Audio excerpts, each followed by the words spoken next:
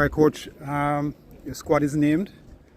A variety of players, local, based, foreign based, young, and veterans. What made you select such a squad for these two games? So a lot of things that come into the head when you select a squad. Now it's not only for these two matches, because we play Mexico in Mexico then a week later after this camp is finished, and then we play another game in New York against Guatemala in April. So 4 matches, and first and foremost we like to see as many players get a chance to play and show themselves for our decision how we will select the Gold Cup squad. So that is one thing. We like to see as many players play and give them a chance to play before we select the Gold Cup squad. That is one thing. Number 2, a lot of, or almost all of the FIFA windows will be official matches. So it gives us very little time when it comes to 224 at least to do tests on players. So it's good to be able to see at least the younger players. If they will play or not much, I don't know, but we would like to see them, because it's not all about the 90 minutes. The players stay on the pitch. It's about how they behave in our squad, how they do in a camp that is a week, how they do in our working environment. So on the pitch, off the pitch is equally important for us. So we like to get to know the players both on and off the pitch. That is one thing. Young players need, of course, experienced players with them, and we expect now we have 4 players, if I remember, around 30 plus. So it's Sule, Kema Forster, it's Ravel and Maps, of course, a little bit older than the others. So we expect them to be the leaders in this camp, to give from their experience to the younger kids, both on the pitch and off the pitch. When will you have the full squad together? Say again? When will you have the full squad together? So tomorrow the guys from England will fly in. Today was just to meet the players, to see how well they came off this weekend matches, and it seems that most of them are fit and ready to go for full training tomorrow. So that was one of the reasons we started them today, just to get them here to see how last weekend treated them. Mm-hmm. But tomorrow afternoon, I think the whole squad will be here.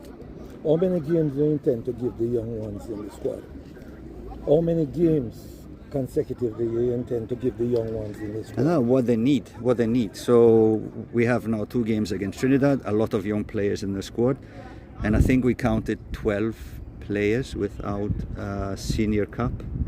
So it's a lot of unexperienced players. So as you would guess that we cannot play them all at the same time, but we'll for sure see some new faces play for Jamaica, and hopefully they will do good. If they do good, then they will get another chance sooner maybe rather than later, but at least it's their chance now to show, both in these minutes that we play Trinidad, but also on the sessions and off the sessions, or on meetings, and how they behave in a group to take their place and the right. Coach, what will it take for any of these youngsters to continue to be a part of your squad going forward? Just to show that they are listening to the tactical information that we are trying to implement. Also the mental aspect of being a professional in this environment is good, is necessary, and then to take their chance when they get it on the pitch. But most of us will judge a player by the minutes they get on the pitch, but for me it's so much more than that. Coach, we have some UK players that are probably on the contract interested in Jamaica in the future. How important it is to make sure that you get them into this kind of environment, and are the players that you've called up for this camp, are those players that you have them earmarked to represent Jamaica and make the full switch? No, most of these players already have played youth national team games for Jamaica. I think most of them have. So they were already on our list of possible players in the future. And now a friendly gives us a chance to think further than today, further than winning this match. We of course, as I've already started thinking about 2026, and the guys who are now 19 will be 23 years old in 2026. So yeah, it gives us a chance to look further ahead in time, and that is great for a coach to be able to do that. But of course we like to win, and I know that we will be judged upon if we win or lose, not if we are thinking 2 years ahead, 3 years ahead, or 4 years ahead. In the last interview we had on the field, that's at Captain Horsburgh, you did say that the local base players could have an advantage if they assimilate your thoughts and your philosophy well. Are you seeing any that are players here? Yes. Yeah. A lot of good players. I've seen a lot of matches now, both on TV and live here in Jamaica. There's a lot of talented players. Maybe some would deserve to be in the squad from their performance. Some of them maybe are a little bit older than I wanted. But anyway, this is a chance now for these guys. Then we have other matches, and then maybe we see new faces from the local league. And then if somebody will really perform and act well in the group, then we will see them again. And this is the chance for these guys to stake a claim in the squad against Mexico. Is there an age limit to the players that you are looking at? Do you say you're not going to pick, because you mentioned that 19 will be 23 at the World Cup. Is it that you're looking at, say, 27 will make your squad, 29 will make your squad now? No, it's basically what I'm saying with the selection. We have a 18-year-old or a 17-year-old here, and we have a 35-year-old. So I'm not, no, if a player is good enough, he's good enough. If he is 17 or if he is 40, if he's good enough, then we should select him. Now it's a friendly, then it's more like testing. So I take, for example, now Maps for his experience, because he's in that position that can help a lot of the players. But in general, on an official match, of course, we just select the best players. I know that you think a lot. I mean, you think in the future. So try to think. You're not somebody who thinks today. What percentage of this squad that you've selected now could represent Jamaica at the Gold Cup coming up in June? It's not basically me who's going to answer that question. It's them who will answer that question, especially now after next week. And you can ask me this again, and we can evaluate who did well and who did not well. But everyone has a chance, and I hope I'm showing it. I'm taking kids from school football, and I'm taking players from the highest level in football from England, and so it really is not where they come from, how old they are. We're not selecting them by some criteria at this moment. Have you seen all 25? Oh, sorry. Have you seen all members of the squad selected, or did you select some on recommendation? Have you personally seen them play, all of them? No, I cannot say I've seen Delano and Dante. So it's based on what they did prior. And Dante is coming from an injury, so he hasn't played for a while. And he's more taken here to see him on the training session. So I don't expect to play him because he's coming from an injury, but I like to see him. So it's 2-3 players I haven't seen much. Same with Hutchinson, I haven't seen him much. Only the matches he played for Chelsea, I've seen these minutes. So it's more or less from what I've heard, from what have been recommended, and what my kind of basic knowledge of football tells me to do. Coach, in terms of, you talked previously about when overseas players come here to try and make sure they get in an environment to make sure that not only they're comfortable, but they're in the right place in terms of to be successful. With the kids that you've brought over from the UK, is this a kind of preview of what you're trying to do in terms of recruitment-wise, in terms of the policy? Would we see more UK-based players, or will it be in terms of a mix of the local base? Oh, there's a lot of questions in one question.